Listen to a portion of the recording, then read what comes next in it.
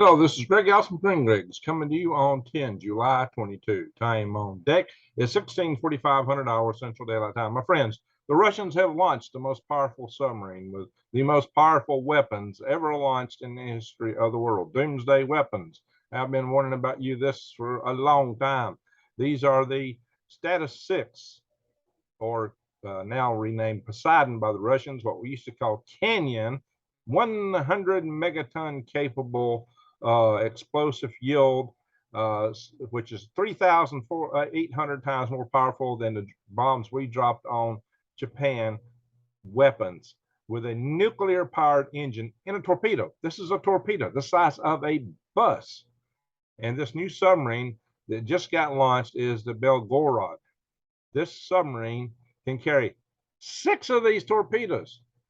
Any one of these torpedoes set off a few hundred miles back from the shore of the United States of America could probably take out the entire coastline in all the cities, all the ports, all the facilities, all the naval bases on that coast. One. This thing can carry how many? 6. Why 6? Guys, it's time to have your eyes wide open and head on a swivel. That's the proposition of this channel. It's one of the followers are called swivel heads. And let me tell you, this thing is, I'm going to go all into this weapon. So let me do some sharing here real fast. This is a Submarine system that has been launched upon us. Well, launched upon the world, made available. Now, for those that think they just finally heard about it for the first time from the breaking news of good channels, can properly watch, and Full Spectrum Survival, another channel with Brad that I watch. They both have just announced this also. But as you see, I first covered this submarine launch missile, or you might say torpedo, almost 3.5 years ago. I have mentioned this thing several times, and now it is upon us. So let's go into looking at this, guys. So this is why you should subscribe to my channel, because I bring you the news that you need to hear to keep your eyes wide open and head on the swivel. My followers are called swivel heads, therefore. So proposition my channels help you survive, thrive, and stay out of the hive. So subscribe, bang the notification bell, and click off. And by the way, you can check this out. Putin ponders first strike. And I'm going to go back into this. There's actually, yes, Putin said he can fight and win a nuclear war. He has been saying that since way back before I did this video.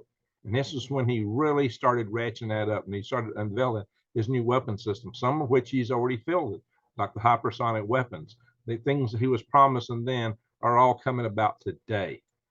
So guys, you need to get ready like you've never got ready before. One way to get ready is with long-term storage food. Now, right now we got $150 off of a 3-month special of meals that gives you both 2,000 calories a day, unlike a lot of the other long-term storage foods. 2,000 calories a day, breakfast, lunch, and dinner. This is a deal to make you earn. And that might look a little bit pricey down there, but that's under $3 a day meal. That's under $3 a meal, my friends, if you eat 3 meals a day. And that's what this is figured. It's 3 meals a day, breakfast, lunch, and dinner. Or if that's too much, I know that that's a high price. You can get a 1-month supply. Hopefully that's more attractable to some of you guys. But the good thing about this stuff is these big buckets last a long time. You can store them, you can carry them. They're lightweight. You see me toss them around. A lot of my ads are easy to toss around. Your kids can carry them. And you can bury this stuff, because when you come around looking for your stuff, you need something that's going to be airtight, watertight. Both the bucket and these pouches each fit that category. So this is good bug out, bury out, budding cache kind of food. But hey, if nothing else, do protect yourself. Do anything you can. Go to the big box stores and buy beans and rice ball for Pete's sake. Buy cans of stuff. Now the cans might be a little harder to carry on. Those pouches are easy to carry. Now here's the latest article telling us that this new submarine has been launched, the Belgorod. This darn thing is 600 feet long. It weighs 30,000 tons. Woo! Yeah, and it carries 6 of these 80-foot long Poseidon nuclear torpedoes. Yeah, that's like a really big bus, right? And I've never been in a bus 80-foot long, guys. But the torpedoes are nuclear powered. So I'm going to take the liberty of reading this article per se, but I'm just trying to show you what's in here. It's interesting. It's named the Belgorod because that's a city in Russia near to Ukraine, which is being hit a lot by the Ukrainians. So that's very symbolic. Maybe this is their way of striking back. And this submarine, in addition to 6 Poseidon, which our side calls Canyon, nuclear torpedoes, carries this special purpose extra little submarine underneath that is used for unmanned reconnaissance activities. So it's got, oh yeah, and by the way, each of these torpedoes is in essence a submarine in and of itself, an autonomous submarine, a drone submarine. And there's their drone. I hate these UK websites that throw me ads at you, eat up all your memory space. So let's go to another system here. Hang on, I'll kill that. Here's another similar article. Doomsday, and that's the right name. Doomsday submarine armed with nuclear torpedoes delivers to Russian Navy. The Navy has it now. That's what they're saying. And here's just talking about how they can carry 100-megaton explosives. 100 megaton. That is the Tsar Bomba. I'm going to show you the Tsar Bomba in a minute. You may have heard of the Tsar Bomba as the largest explosion ever set off by man. That was a half Tsar Bomba, by the way. That was a half Tsar Bomba. 50 megatons. By far the largest nuclear explosion, largest detonation ever created by man. And they were afraid to explode a full Tsar Bomba due to the radiation it would have unleashed upon Russia. This is why the Russians did the half Tsar Bomba test. And you can see this is the actual Tsar Bomba type bomb right here on display in the Soviet Museum, Russian Museum. I still call them the Soviets. Maybe we'll start calling them Soviets again as they start reuniting with Belarus and forcing other places like Ukraine into their sphere. The Soviet Union might be the best name for them. In any event, guys, this is no, yeah, this is where it was set off, right up here, this uninhabited island. It created an area of complete, absolute complete destruction, 33 miles in diameter. This is the fireball. Now I'm talking the half Tsar Bomba, okay? 33 miles in diameter, the half Tsar Bomba. What would a full Tsar Bomba do? This is the detonation in the air with a fireball 5 miles in diameter in the air before it, came up from the ground and formed this mushroom cloud. That is the Tsar Bomba mushroom cloud. It's huge. And this is what they're saying. It will look like if it happened over Paris. Here's Paris and here's all the little towns all around it. Not pretty. And I don't know if this is the, oh yeah, that's the, okay, that's the half Tsar Bomba. So this is not a pretty thing to ponder that they would launch upon us now. So again, Tsar Bomba. This is down here, these little blips here, the Hiroshima and Trinity bomb test. That's a Bucker buster right there, that little bitty mushroom cloud there that we think of as being a large explosion. That's the Hiroshima bomb, the Trinity bomb, and the Castle Bravo was the largest detonation ever from America. This is the half Tsar Bomba. Actually, it's often the words are intermixed often.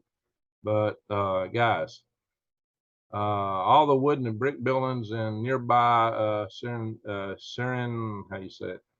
Submarine, located 34 miles from aiming point ground zero, were annihilated. So I said total destruction in 33 miles. But I mean, that's total devastation. This is almost total devastation 34 miles away. They did not plan to take this town down. All wooden and brick buildings in this town were annihilated 34 miles away. Oh, now that's a radius. Okay, they were saying diameter. Wow, that would be a diameter of like 68 miles that could take out everything. So that total devastation number I saw earlier was a little on the weak side. Wow. In other Soviet districts located over 100 miles from ground zero, wooden houses were demolished and bricks and stones suffered damage. Radio communications and outages were reported. One test witness felt the thermal effects at a distance of 100 and 70 miles, even with dark goggles. The intense heat of the detonation was capable of causing third-degree burns at a distance of 62 miles from ground zero. Third-degree burns. Guys, the stuff that we got is nowhere near this. And again, this is the half Tsar Bomba. I mean, we're talking about, 4 or 5 miles away from most of the bombs that are out there today. Buildings are pretty much survive. If you're over 12 miles away, you're not going to have to worry about it. I'm serious. The nuclear weapons that we're looking at today are nowhere near as powerful as this. This is huge. Excuse me. This is huge. So, and this is the peninsula or island on which it was tested. It's actually an island. Area of complete destruction. That's where I got the complete destruction, man. I guess it scoured the ground or something. Maybe it blasted all the rocks. I don't know how they count it. It's complete destruction. 34 miles away, which would be something like this far away. This island is supposedly totally uninhabited. That's what they told us. But I don't know how do you get 34 miles away with that.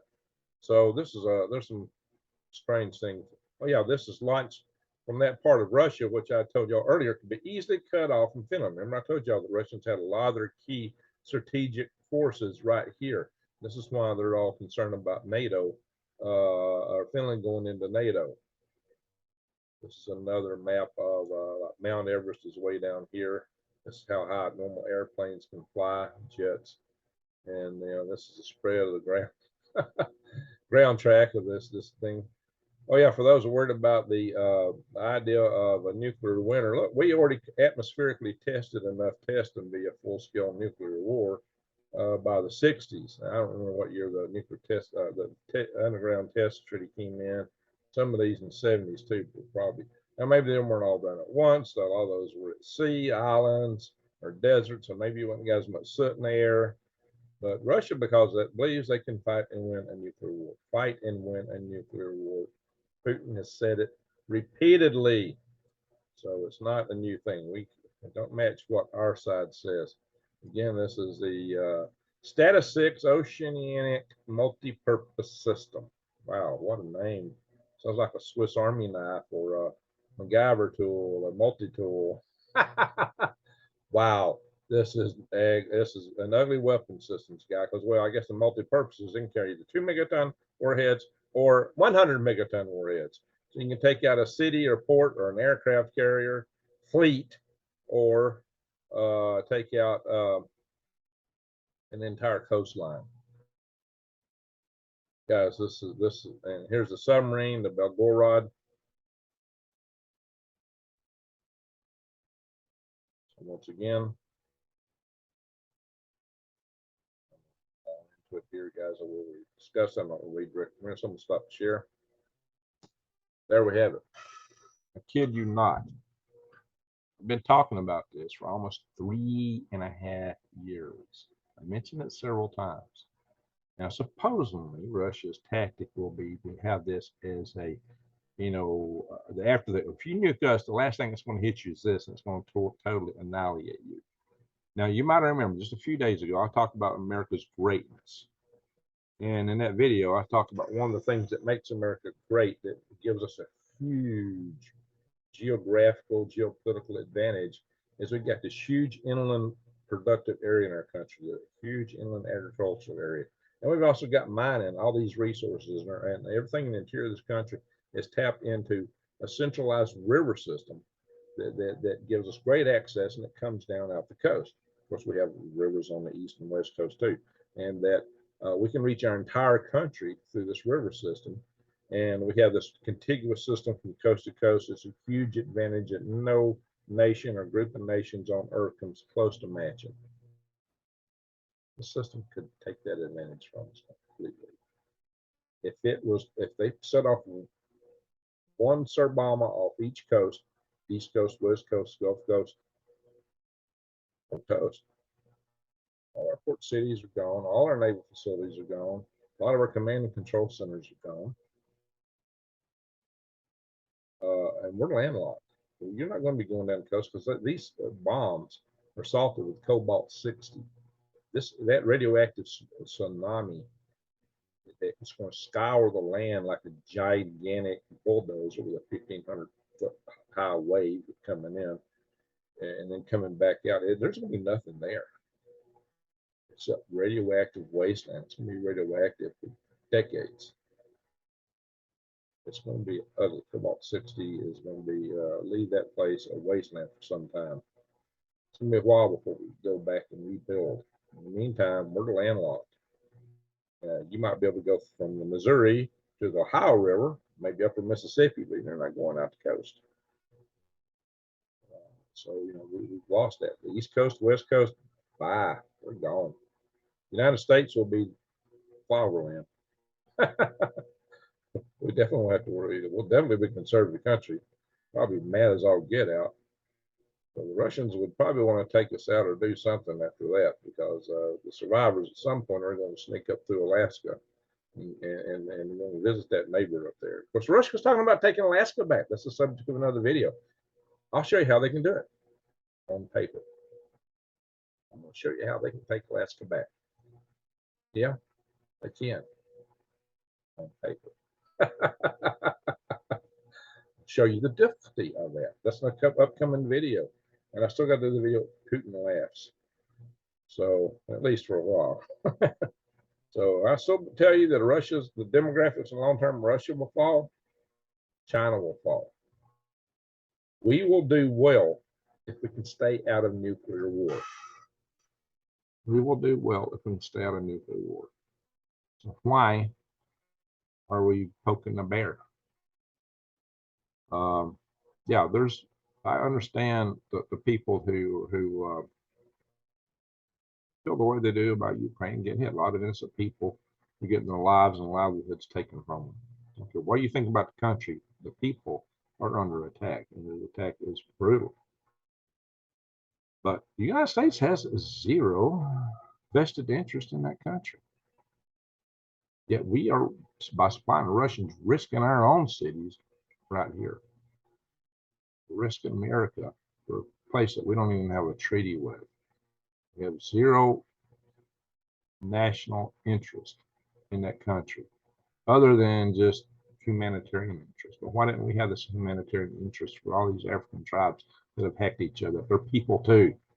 They are people too, just as much, every bit as much. They have feelings. Yeah, the people in the tribes in Africa, they're human beings. You know, sometimes people don't look at that. Yeah, absolutely. There's as much a human being as you or I. How come we don't feel the same for them? Now, I can hear 1,000 excuses, but they're just excuses, okay? Do we want to take on every place in the world where there's injustice? Do we want to be a total police? Should the United States be the total police force of the entire world? I don't think so. Why should we do that? It's a huge risk, huge financial commitment, and the rest of countries aren't paying up for it. I mean, do we need a global police? It sounds like a new order of the world. I'm not in favor of that. That could lead to all kinds of problems down the road. So the beauty of the world today is if you don't like one country, you can go to another. It's a different experience, different laws, different customs, different freedoms. But you can't leave. It's hard to leave totalitarian states. Let's try to get out all three of them. But, or the old Soviet Union, or these days, China for that matter. So there you are, my friends. We are in a tight here. If we get into it, the Russians have two systems that are truly frightening. They have the dead hand switch, which activates should their command and control structure get taken out in Moscow, and it has the inputs that suggest to it that it was nuked. Other things could create false inputs, maybe a lot. Could another Tunguska Siberian explosion like happened in 1908, in August of 1908, do the same thing? What do these sensors really look for their logic? What are the inputs that will launch everything Russia has? That's the dead hand switch, without any command or control. We have nothing comparable to that. Everybody thinks that if Russia nukes the United States, that our submarines, or if they give us a EMP attack, that our submarines out in the ocean are going to attack and retaliate for us. The answer is no. I've said this several times, and people don't believe it. Well, you got it from Peter Pyne now. And I've asked them that directly on my channel months before, years before that was ever covered by Nate with Canadian Prepper. Nate's a good guy. He gets the stuff out to way more people than me. I mean, you know, I get the information out here, but 1,000 people look at it. He gets it out there, and, you know, 40, 50,000 people sit. But I've had it on here for a long time. I appreciate what Nate does. He's a good guy. But what I got to tell you guys is that our systems were hardened to 50,000 volts per meter. The EMP super weapons are active at 200,000 volts per meter. So you get 2 meters, that's 400,000 volts. That's going to vary some according to how north-south you are, the magnetic lines of the earth, magnetic field lines of the earth, things like that. But guys, holy guac and smoke and moly. Our submarines do not and cannot launch their missiles unless they get a validated, let me repeat that, validated emergency action alert, emergency action message. They got to have that emergency action message in hand and the validation for it too. And you got to have a good communication system to make that happen. If our communications is down because they got fried by a super MP, that ain't happening, my friends. That's the problem. That's the problem. So that's and Russia probably believes they could absorb a lot of that if it was launched. I mean, Russians are dug in and like this. All right, that's a topic for another video. I'm going to go over that in the future on another video. I'm going to talk to you about why Russia can win, why it's their advantage to do a first strike, and why they just might launch a first strike. It's becoming more and more advantageous to Russia to do that. That's a scary thing. That's a scary thing. And now with the weapon systems are filled in, it becomes even more advantage. We are weak compared to Russian nuclear forces. In other words, the conventional forces are nothing to brag about. But on the nuclear side, they got a lot more than we do.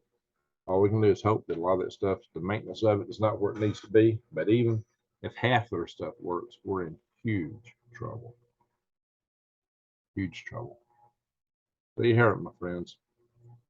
I hope that we can kind of back down a little bit on some of this stuff. We can find a way to keep them getting engaged in nuclear war with Russia or China, so those countries peter out. They will. We can just hold them at bay for a while. The demographics are in our favor. I've been saying the same thing for some time. A lot of people think I'm pro-Russian or anti-Russian or this or that, blah, blah, blah. They ain't got nothing to do with it, guys. You really missed the point I'm trying to bring you. The point has got to do with prepping and capabilities. Oh, yeah. I did say that, yeah, look, by his own mouth, Putin's own mouth, the reason he went into Ukraine was he wants to advance his empire. And he told us that at the anniversary of Peter the Great. And I talked about how that was important from the standpoint of strategic depth and the gaps that they're trying to bridge in Europe from invasion. The Europeans, they wouldn't invade a flea house. But that aside, yeah, it ain't happening. They just want to, if you know how the psyche is in Europe, they're so, yeah, they're not there. They wouldn't do it for nothing right now. So they got so traumatized. Europeans are so traumatized, so PSD shocked from World War I and especially World War II, that they're anti anything that would smack of anything like that. So you're not going to get that out of Europe.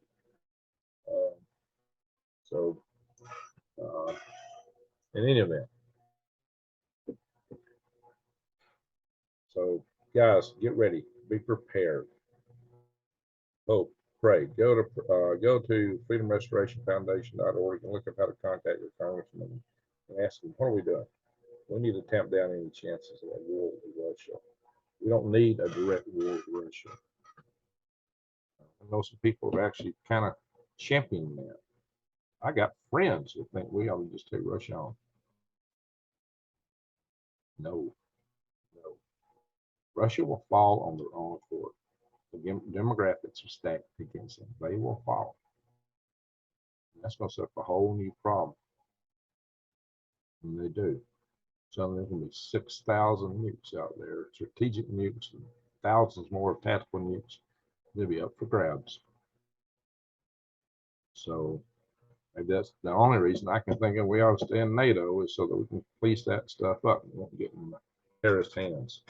That would be a nightmare if any of that got loose and got over here or anywhere else. So there you have it, my friends. You need to prep. Seriously prep. Now, I meant it when I said it's not over. You still have hope. You got breath in your lungs. These things haven't come to pass. We can hope and pray that they don't. Hope for the best, but prep for the worst. Your eyes wide open, head on a swivel. For that, my friends, I say thank you for watching. I wish y'all an awesome week coming up. Brag out.